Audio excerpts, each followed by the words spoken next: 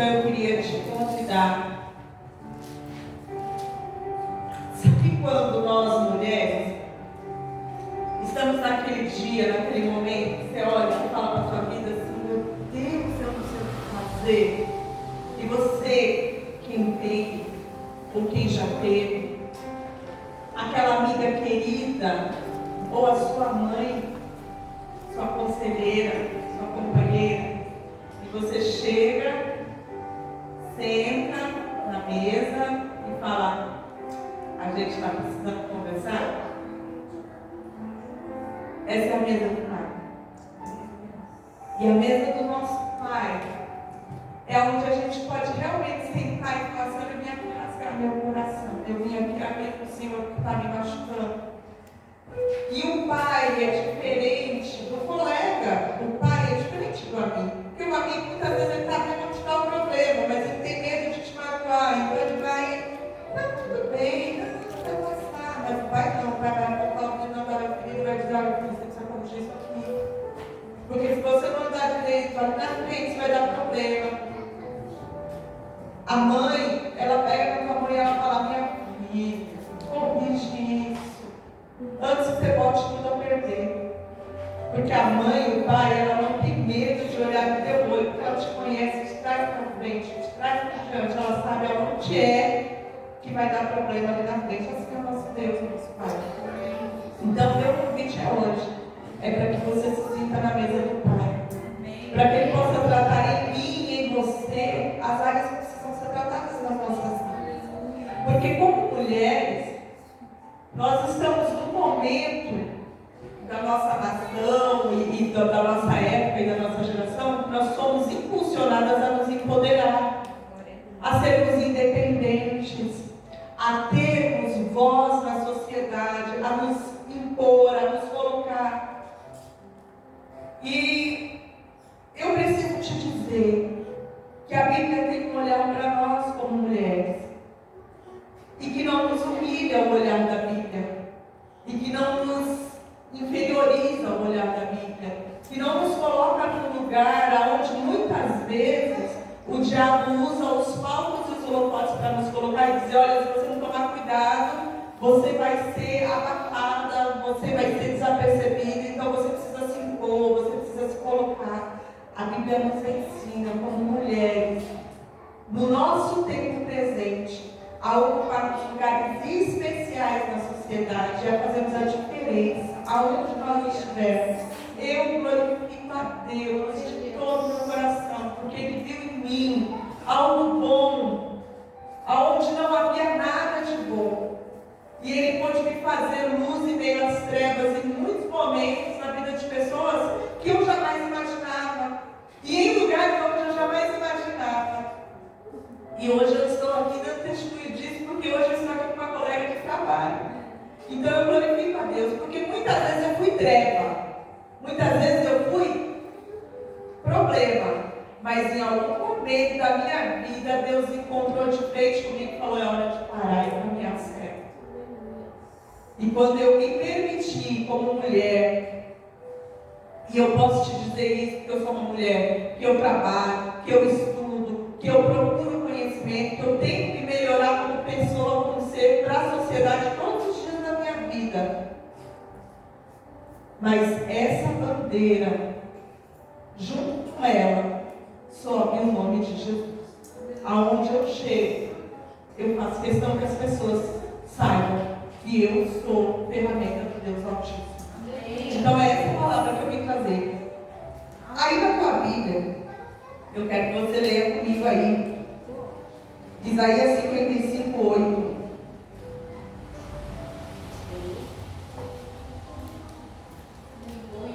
Porque os meus pensamentos não são os vossos pensamentos, nem os vossos caminhos são os meus caminhos, diz o Senhor. Porque assim como os céus são mais altos do que a terra, assim são os meus caminhos mais altos que os vossos caminhos, e os meus pensamentos mais altos do que os vossos pensamentos. Amém? Amém. Agora você vai ler de novo, mas você vai ler e verbalizar, para que você entenda o que é que Deus está te falando. Amém? Leia aí. Porque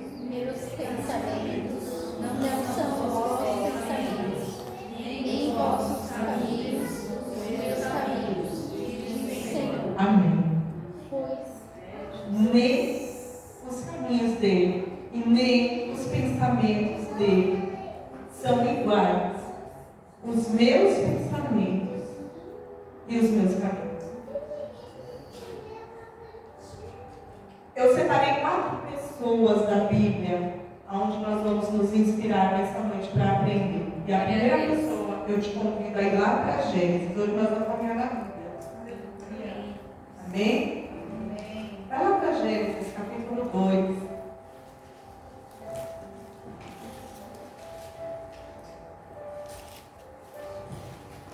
Verso 18.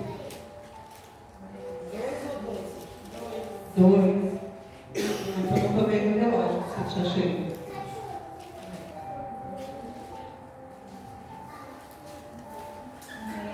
Gênesis 2:18 vai ser assim, ó. Eu vou correr um pouquinho, porque eu falo muito, senão eu vou tomar muito tempo, eu não sei quanto tempo eu tenho. E disse o Senhor Deus, não é bom que o homem esteja só. Farei uma adjutora que esteja como diante dele. Na tua Bíblia está diferente? E disse o Senhor Deus, não é bom que o homem esteja só. Farei uma ajudadora.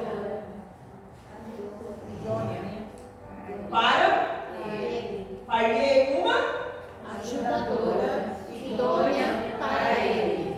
Primeira coisa que eu quero perguntar para você.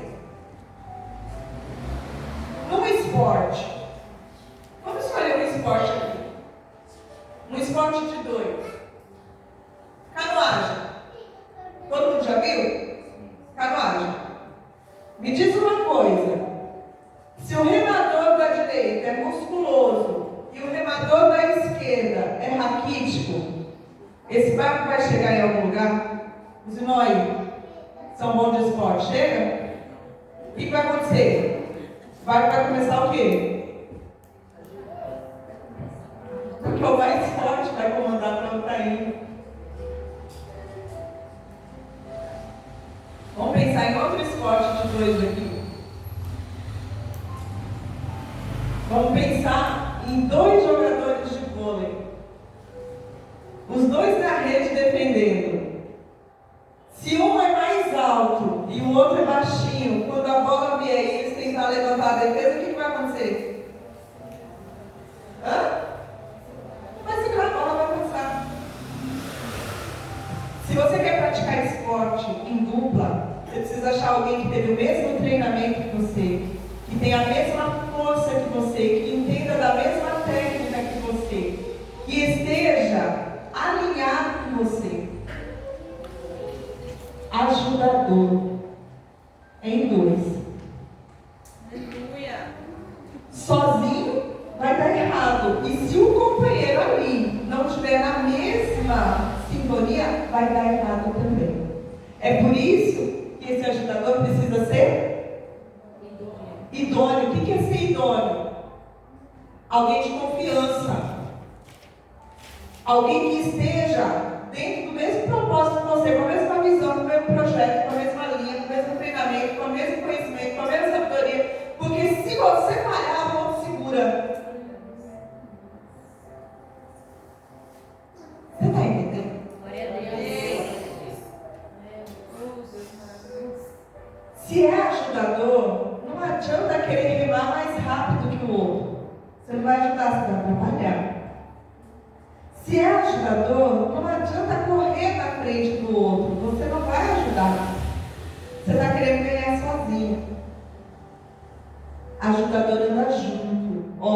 Ajudador não adianta ficar para trás. Você vai atrasar o processo. Ajudador não adianta andar atrás escondido. Você não está ajudando em nada. Então e eu acho interessante isso, quando Eva ela é colocada ao lado de Adão, ela vem para ajudar com idoneidade, com a mesma capacidade, mas com papéis diferentes. Primeiro Deus criou o mundo. E quando Deus cria o mundo, Ele usa o poder da palavra. Quando você começar a ler a Bíblia, em Gênesis 1, você vai ver, e disse Deus, haja luz. Ele verbalizou, a luz existiu. E haja expansão, houve terra, através da voz de Deus. E a Bíblia diz, e disse Deus, e Ele trouxe à existência todas as coisas através da voz dele, através da palavra. Por isso que João diz, e o verbo era Deus, e o verbo estava com Deus, porque pelo poder da palavra todas as coisas foram criadas. Mas há um mistério nisso, que o Senhor cria os céus e a terra, e cria os animais, e cria todas as flores e plantas. Mas quando chega na hora de criar o homem, Deus não diz que haja um homem. Não foi o verbo que criou o homem. Ele pega o pó e ele com as mãos, ele molda o homem, porque o homem era desenhado à semelhança de Deus. Então houve um envolvimento de Deus com as mãos dele para criar o homem. Porque o homem era especial. E aí, já existiam os céus e a terra, e Deus criou o homem. E aí Deus põe os animais todos à frente do homem para ele já começar a trabalhar. Porque disse Deus, você vai governar e você vai liderar. Então ele já começou a trabalhar. E aí, os animais começaram a passar à frente de Adão para que Adão fosse dando nome a cada um. Ele já estava trabalhando, ele já estava cumprindo o chamado de Deus para a vida dele. E aí ele olhando os animais, a Bíblia diz que olhou e viu Deus que não estava bom. Porque para cada animal existia o seu par, mas para Adão não existia o par. Agora me fala, Adão reclamou? Não. Adão pediu? E Deus sentou com Adão e falou, Adão, eu estou pensando em te dar uma companheira. Foi isso? Também não. Deus só olhou para Adão e falou, não é bom que ele esteja só. E fez Adão dormir. Adão não foi envolvido na decisão de que a mulher fosse criada. Porque Deus já sabia do que ele precisava. Glória a Deus. E Deus tirou da costela de Adão uma parte. E de novo, ele envolveu-se na formação da mulher. Por que a costela? Por que não um osso do pé, ou do calcanhar, ou do crânio, ou das costas? Mas por que a costela? E aí, eu preciso te dizer que Deus nos tirou, Deus nos formou do lado, para que nós nos sentíssemos parte, lado a lado dessa missão. Não foi da cabeça, para que nós não nos sentíssemos superior e pisássemos o nosso companheiro. Não foi do pé, para que nós não nos sentíssemos inferior e fôssemos pisadas por ele. Não foi das costas, para que a gente não andasse o tempo inteiro atrás. Mas foi do lado e abaixo do braço, para que nós fôssemos lado a lado companheiras, protegidas, amadas, perto do coração e amparadas. E aí a gente vai ouvindo o tempo inteiro o quanto a gente é independente, a gente não precisa disso, e a gente vai criando casas, mas não foi esse o projeto de Deus. E outra coisa, Deus nos criou depois que o trabalho já existia, depois que o homem já existia, depois que o mundo já existia. E aí nós somos voltadas a pensar que o mundo existe por causa de nós. Porque se eu não fazer, não está bom. Porque se eu não for, não vai dar certo. Porque eu não posso, você precisa entender, eu tenho a minha carreira, eu preciso trabalhar, eu preciso fazer, eu preciso falar, eu preciso andar, eu preciso... Oh, Deus te criou depois do trabalho, não foi antes do trabalho, não. Oh, Deus, fala disso. E a gente acha que a gente faz o mundo girar. Quem faz o mundo girar é Deus. O trabalho não foi criado por causa de você, para que você tivesse que fazer. Não, o trabalho já existia quando você foi criado. E o propósito de Deus para a vida de Eva é de que ela fosse uma ajudadora alguém que trouxesse cooperação, uma cooperadora. Guarde isso na sua vida. Você é uma cooperadora e você está sob a mesma missão. Você precisa estar a par. Eu não estou pedindo para você se omitir, de ganhar conhecimento, entendimento, porque se você não entender do processo, você não ajuda, você atrapalha. Eu não estou pedindo para você se omitir e achar que o homem tem que tomar conta de todas as coisas, porque você vai atrapalhar. Você precisa estar em pé de igualdade em conhecimento, entendimento e intelecto, sim, para que você seja realmente um ajudador. Mas você precisa entender que o seu papel é de cooperadora. Você coopera, você não lidera. Você coopera, você não lidera. Porque quando Deus fez Eva, Adão já existia, o mundo já existia, o trabalho já estava acontecendo. Ela veio para cooperar. Mas Eva, no capítulo 3, vai ter um encontro com a serpente. E eu quero que você preste atenção nisso, porque muitas vezes a gente é tentado, a gente é provado e a gente é desviado da missão, e não é com mentiras. Porque se você ler a conversa da serpente com Eva, não existe mentira ali. A serpente pergunta para Eva: Deus fez uma árvore que você não poderia comer? Fez. E ele te falou que se você comesse você ia morrer? Ia. E ela fala assim para Eva: se você comer da árvore do bem e do mal, na verdade, um dia que você comer, você vai ganhar conhecimento, entendimento. E você vai ser como Deus, conhecendo o bem e o mal. A serpente mentiu? Não. Mas a ambição de ser independente e o desejo de ser igual e de não ter mais dependência de Deus, mas poder conhecer o que é bom e o que é mal, conduziu o coração de Eva. E muitas vezes o nosso coração é conduzido para longe de Deus porque nós queremos ser independentes. Nós queremos ter o domínio sobre todas as coisas, em vez de ter a dependência de Deus. E quando ela comeu o fruto do bem e do mal, ela realmente conheceu o que era bem e o que era mal, porque ela entendeu que ela estava nua e que tinha algo errado em estar nua. E em seguida ela entendeu que era sentir vergonha, porque quando ela ouviu a voz de Deus no jardim, eles sentiam vergonha, e até ali eles não tinham vergonha. E a partir dali ela começa a conhecer o bem e o mal. O preço de querer crescer e ter igualdade foi muito alto para ela. Se ela não tivesse tomado a frente e tomado a decisão sobre um único erro na vida dela, ela não teria sacrificado o lar dela, porque ela perdeu o lar dela. Eles foram expulsos do jardim por conta do erro dela. Se ela não tivesse conhecimento do bem e do mal que ela tanto desejou e agora ela tinha, ela não teria perdido 2 filhos, um morto e um fugido, porque agora ela tinha um filho bom e um filho mau.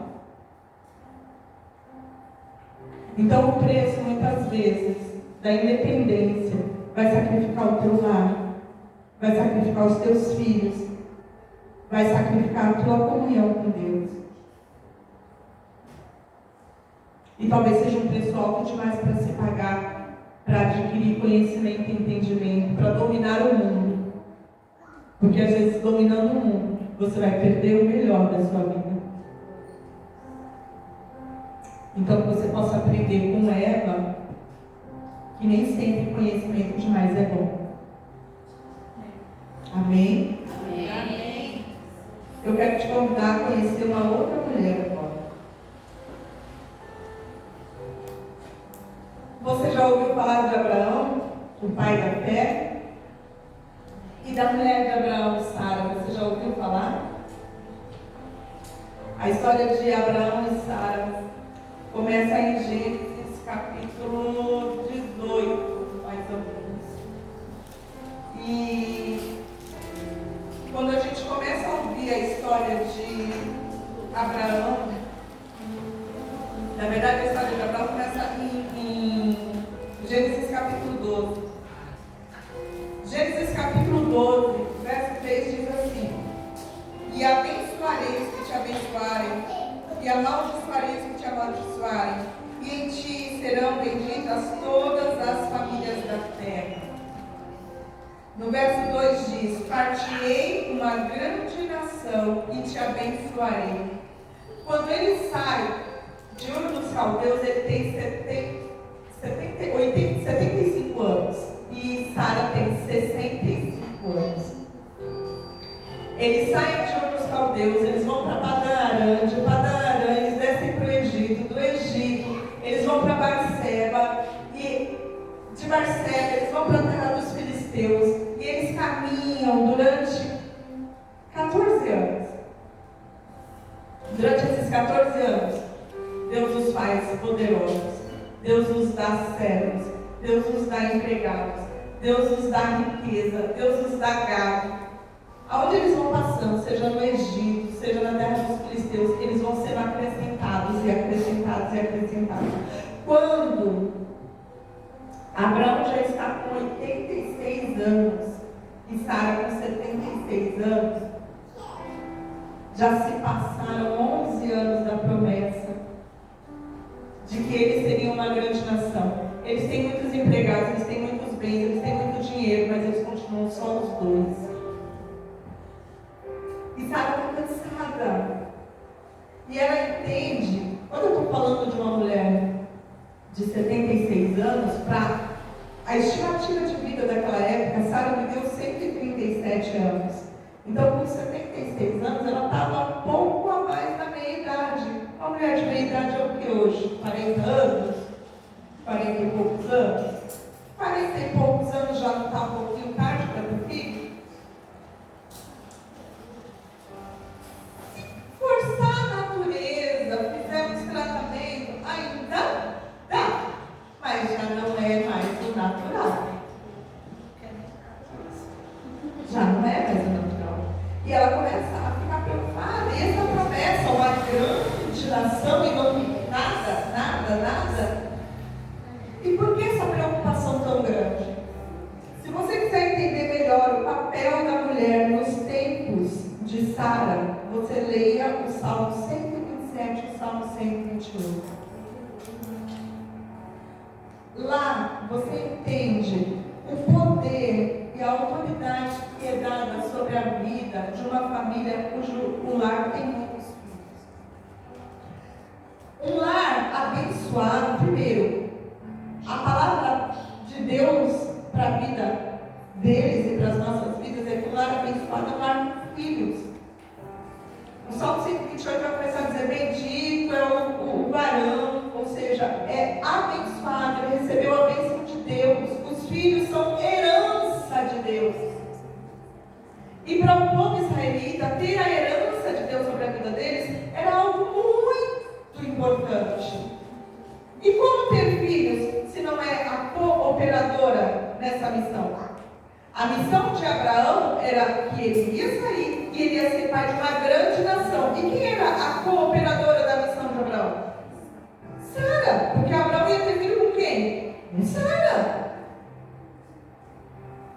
E Sara estava entendendo o propósito de Deus na vida de Abraão? E Sara estava entendendo a promessa de Deus sobre a vida de Abraão? Se você não estiver no mesmo propósito, no mesmo projeto, no mesmo plano, você vai atrapalhar em vez de ajudar o projeto de Deus.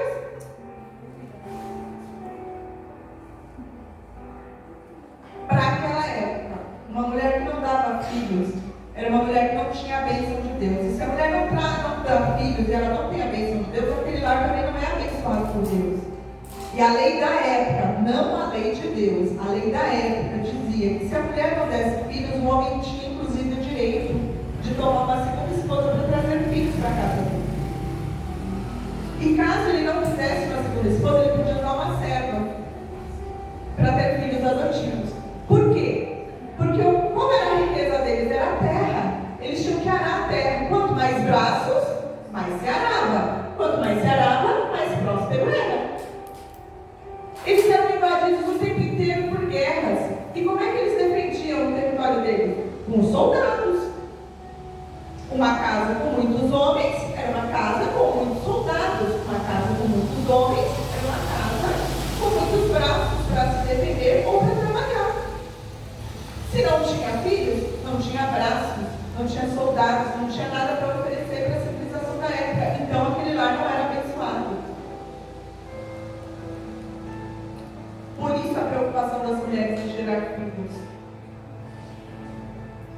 e Sara percebe que está ficando tarde, que não está dando e não está acontecendo, ela usa a lei da época para se valer. Olha, é o seguinte, daqui não vai sair nada, então vamos pegar a Agar e a empregada, e aí a gente tem um filho com ela, vai ser nosso filho adotivo e a promessa se cumpre. Foi isso que Deus falou? Não. Mas a decisão independente de querer apressar a promessa e de não ter paciência de esperar, atrapalhou os planos de Deus. Atrapalhou a promessa que existia para Abraão. E Agar, a escrava, engravidou. E ela começou, isso trouxe uma série de transtornos no âmbito familiar. Trouxe transtorno a Sara, porque a empregada agora se sentia melhor do que a patroa. Trouxe transtornos a Abraão, porque agora tinha que administrar a mulher e a empregada grávida do filho para ele. Trouxe transtornos lá na frente, porque Sara pediu que a empregada fosse mandada embora com o filho dele. Trouxe transtornos para a escrava, porque ela não pediu para ser dada para o patrão, então agora ela também não podia escolher outro marido. Trouxe transtornos para o filho, porque agora ele não era o filho da promessa. Então, muito cuidado por não ter paciência de esperar o tempo de Deus na sua vida. O tempo de Deus nunca demora. O tempo de Deus nos molda e nos prepara para a promessa. Mas muitas vezes a nossa limitação humana e a nossa impaciência quer apressar aquilo que Deus tem para fazer na nossa vida. E nós trazemos para nós obstáculos. A promessa vai chegar, vai. Mas aí você tem outros intempéries da vida para lidar que você não precisava ter se você não tivesse tido tanta pressa.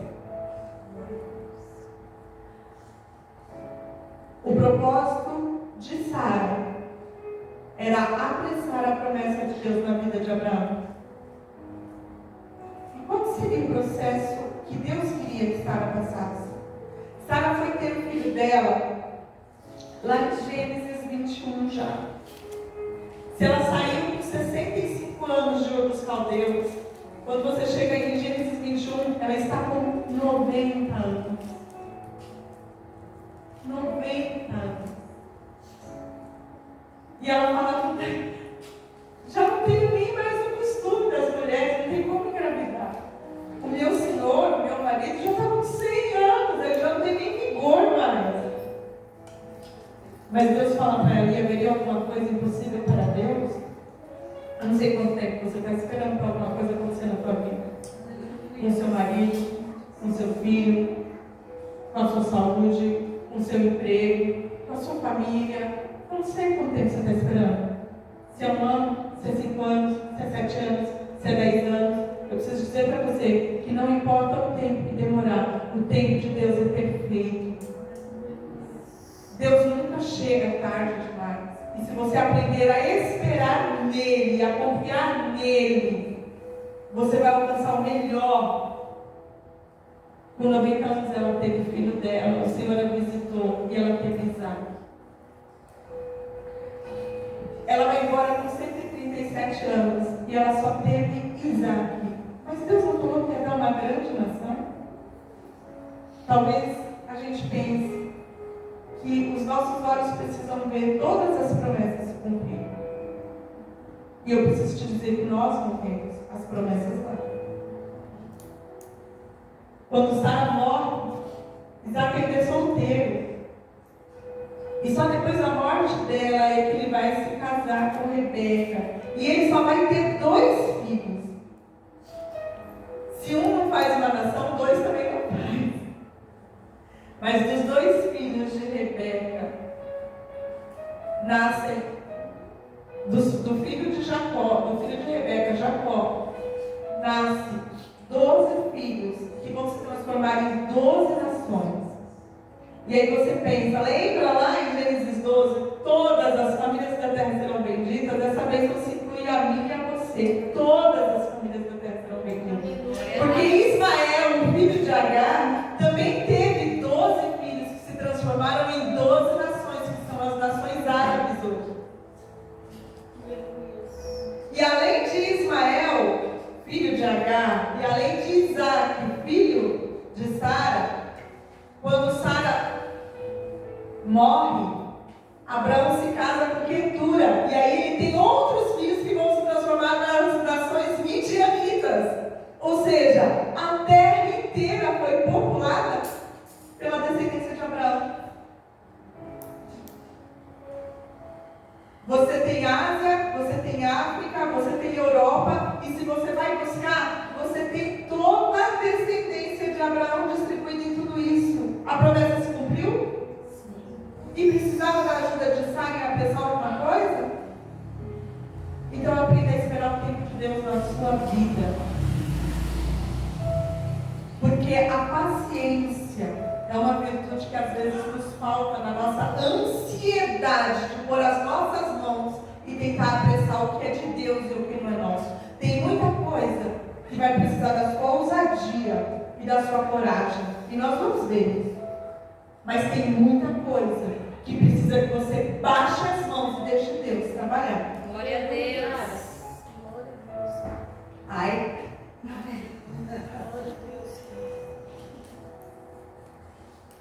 Eu não sei se vocês têm noção disso, mas como nós estamos aqui falando com vocês, Deus está falando conosco também.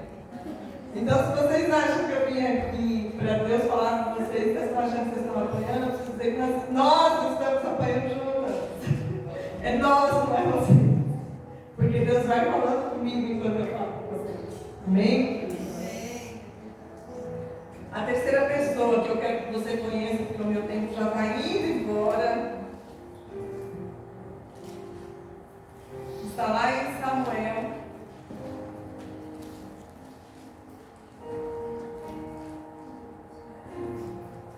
Capítulo 2, capítulo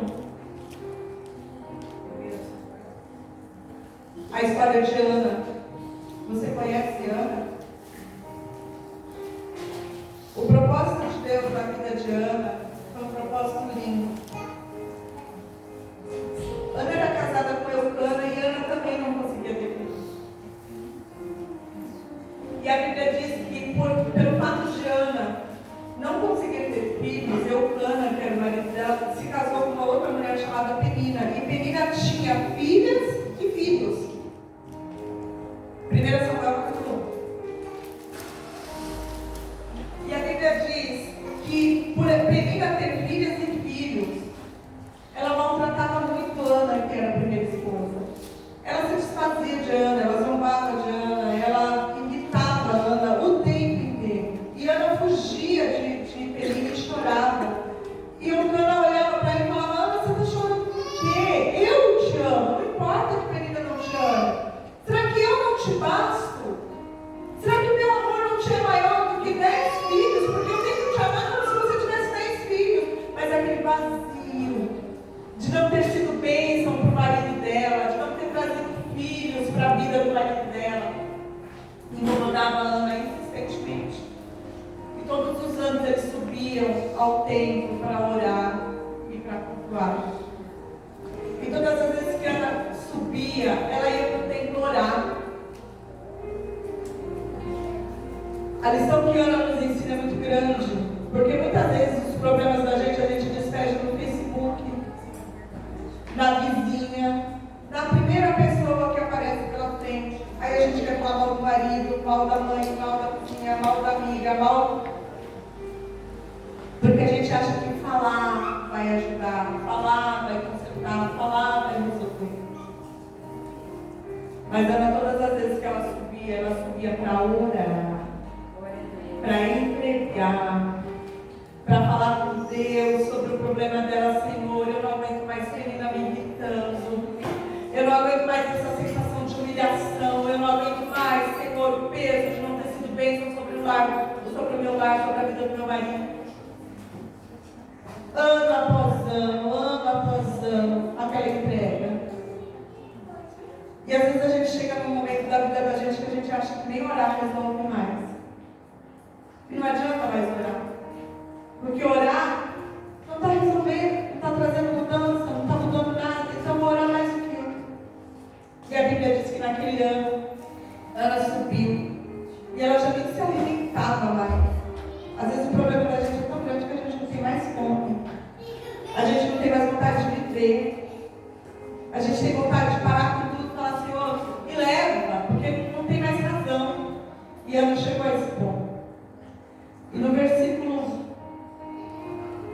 10, vai dizer que ela estava tão amargurada de alma, que ela chorou abundantemente. E ela fez um voto. O voto de Ana foi, Senhor, se o Senhor me der um filho, eu vou entregar o meu filho para o Senhor todos os dias da vida dele. Todos os dias, Senhor. Quantos filhos Ana tinha? E aí ela pede um. E esse um que ela pede, ela fala que se o Senhor dela vai fazer o quê? Ela vai entregar. Penina tinha filhos e tinha filhas, no plural. Ela não tinha nenhum. E a Bíblia diz que ela insistiu em orar e chorar, ela já não tinha mais palavras. E ela se prostrou diante do altar e ela começou a chorar e balbuciar. E eu entendo que a oração, que já não fazia mais sentido para quem estava ouvindo, estava chegando diante do trono do Senhor, porque a Bíblia diz que o Espírito Santo de Deus intercede por nós com gemidos inexprimíveis. Sabe o que é o inexprimível? É quando você já não tem mais palavra na sua oração. Eu já orei de um jeito, eu já orei para o Senhor matar, o Senhor não matou. Eu já orei para o Senhor curar, o Senhor não curou. Eu já orei para o Senhor libertar, o Senhor não libertou. Eu já orei para o Senhor mandar embora, o Senhor não mandou.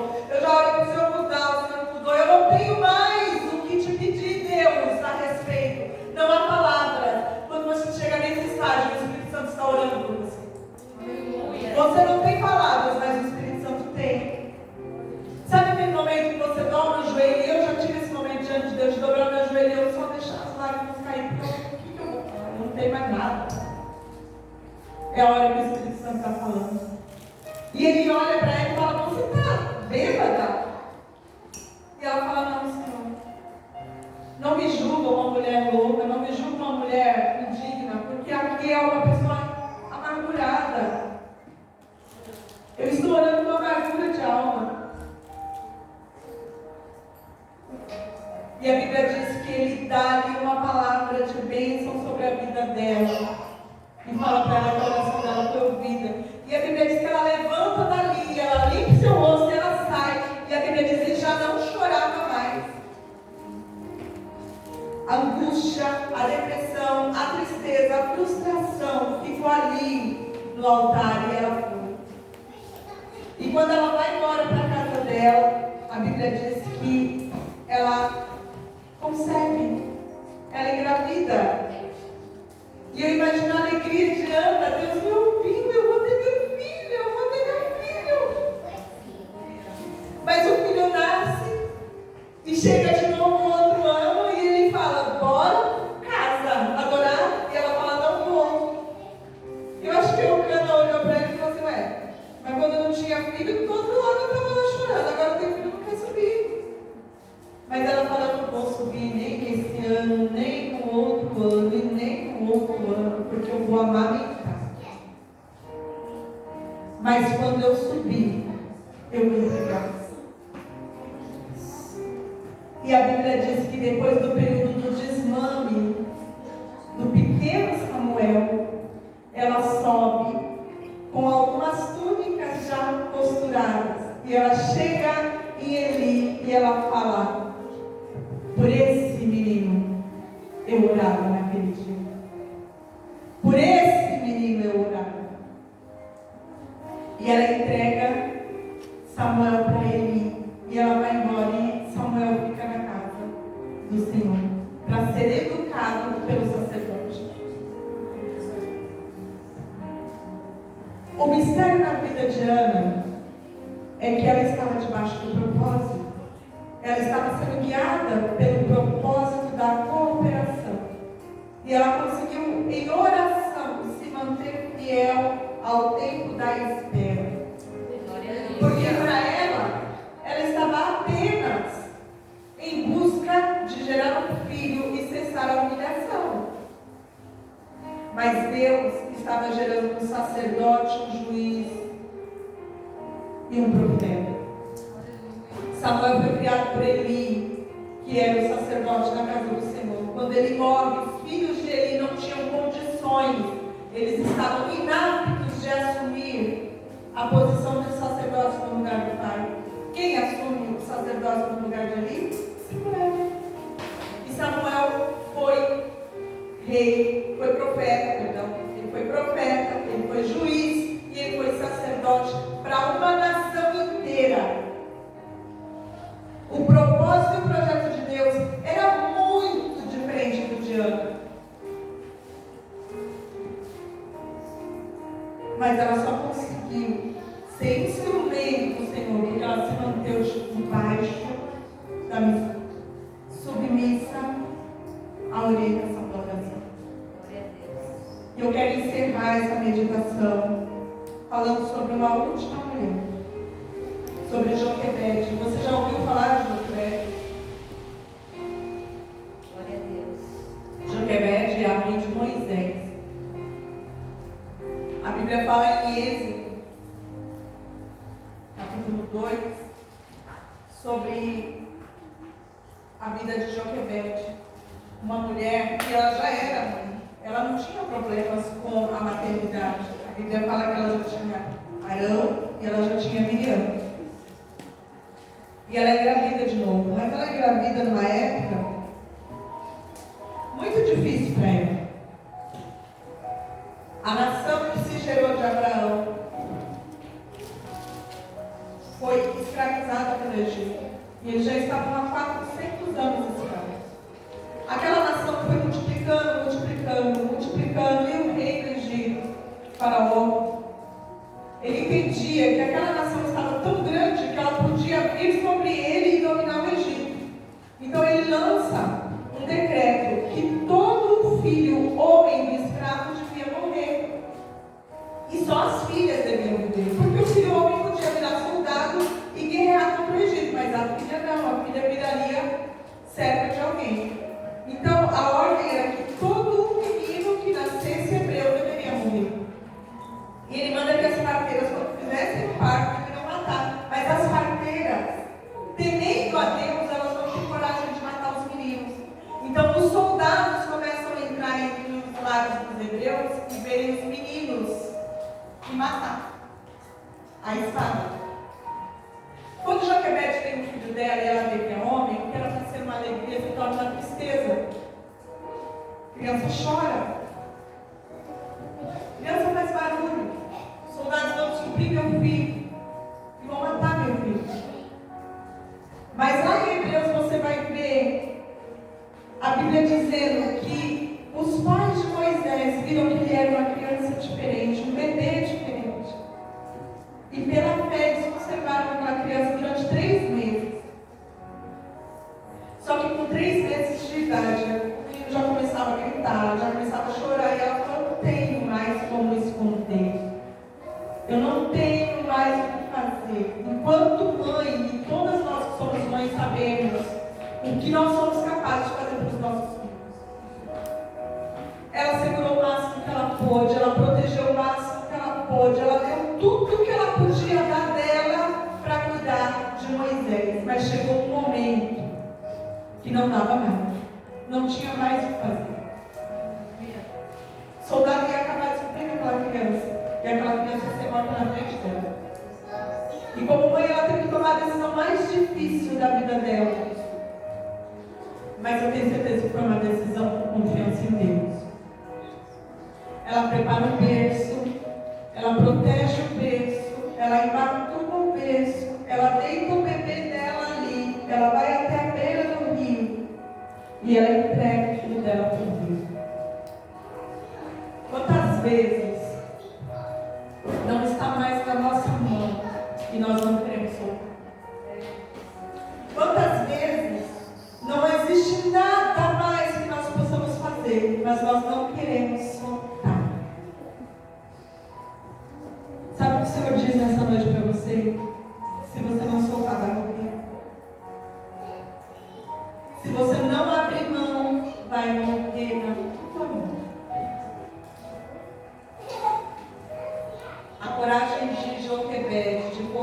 dela viu foi direcionada por uma fé imensa que ela tinha em Deus.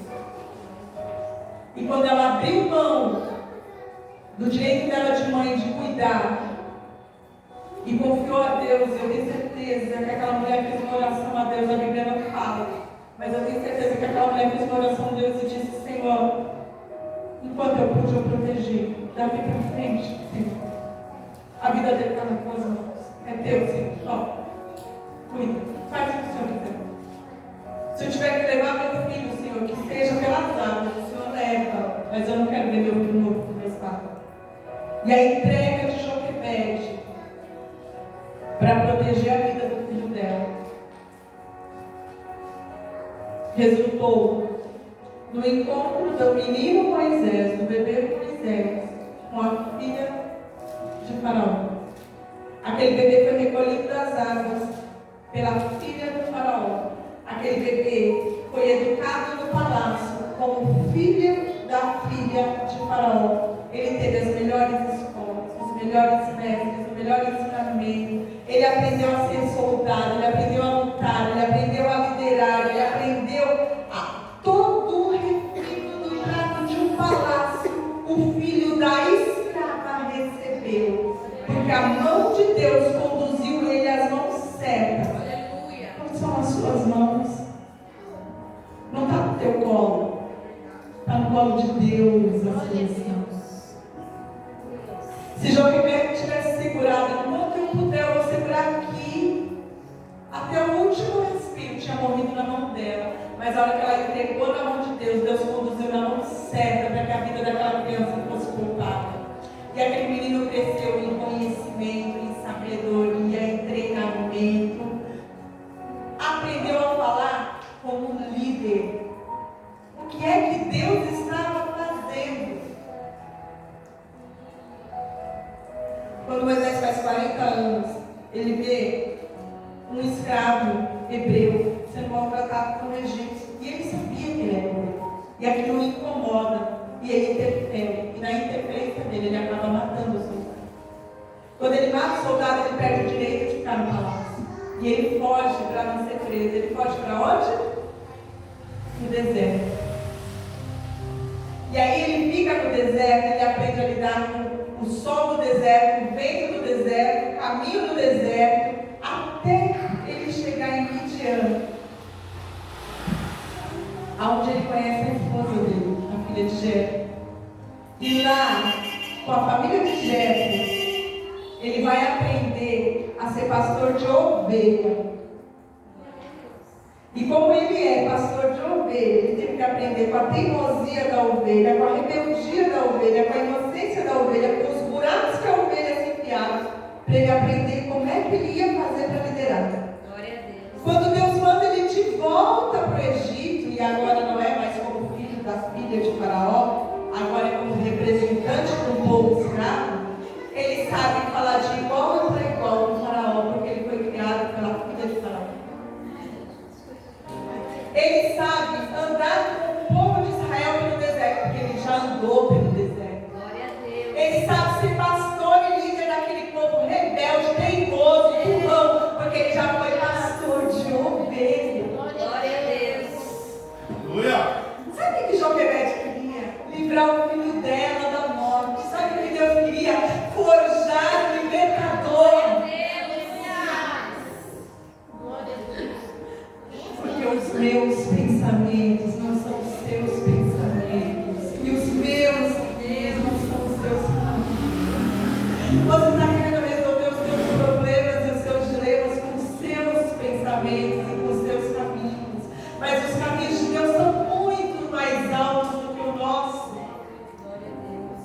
Quando você não estiver vendo saída para o que está acontecendo na sua vida, volte lá em Isaías 55 e fala: Senhor, eu estou pensando assim, mas eu sei que o Senhor deve estar pensando diferente. Senhor, eu estou querendo ir por aqui, mas o Senhor deve ter um caminho diferente. Porque quando Eva quis buscar conhecimento, Deus queria ensinar ela a ser uma cooperadora numa missão. Porque quando Sara quis apressar uma promessa, achando atalhos para o que Deus tinha que fazer, Deus estava ensinando ela a ter paciência e esperar o tempo de Deus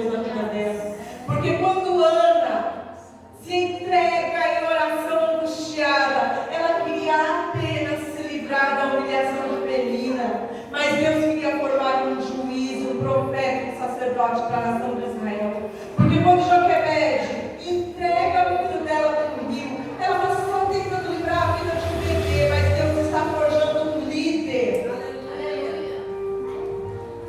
Entenda o processo de Deus na sua vida, porque os pensamentos dele são muito mais altos do que os seus. Quando estiver difícil, faça a entrega de ano. Quando você se sentir ansiosa, tenha a espera de Sara.